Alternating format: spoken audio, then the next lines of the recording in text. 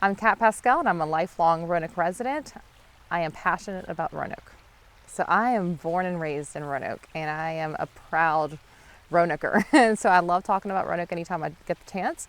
And I have a lot of experience in a lot of different areas in the city. So anytime that I can chat about my experience growing up here, I'm more than happy to. So I have two boys. My boys are 8 and 9, and we are passionate about Roanoke parks and the outside, the outdoors. We live in a very vibrant community that has a lot of natural resources, so we try to get out as often as possible. I have tons of memories.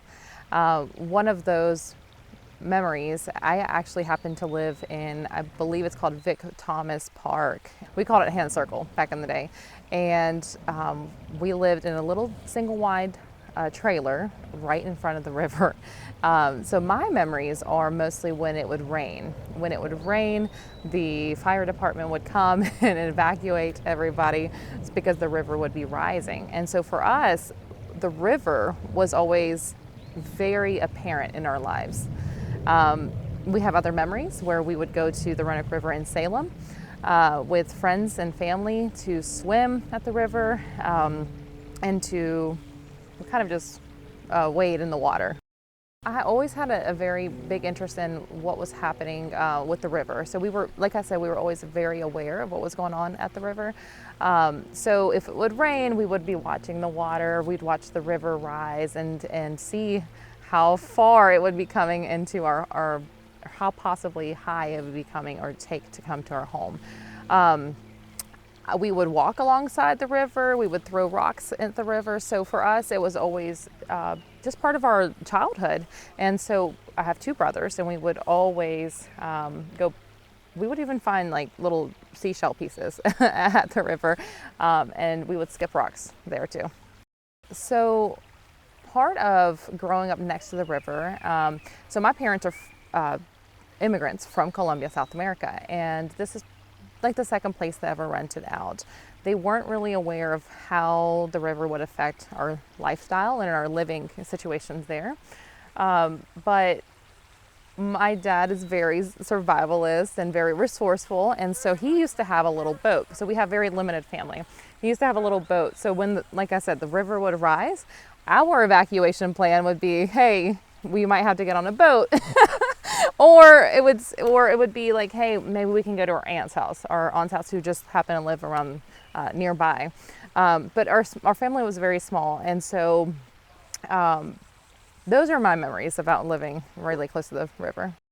I think it's very important for our city leaders and our city to just be aware of how we can maintain this natural resource. Moving out of Vic Thomas Park, while it was detrimental to some folks and to some of the residents there, it was absolutely in the best interest of the community.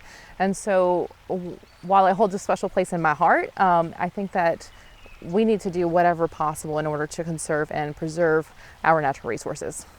So my family and I also walk that park, and I get to tell my son at that same spot where I lived. I get to tell my sons about living there, about the river rising, about how the greenway is actually a really wonderful thing for our community. We get to enjoy the greenway together. So for us, it's a part of my history, but it's a part of what I can tell and the stories I can tell my children. When we talk about rivers and we talk about like the ecosystems that those rivers are helping, I think that the Roanoke Valley has plentiful of natural resources. We can swim in our water, we can kayak in our water, we can do it so safely.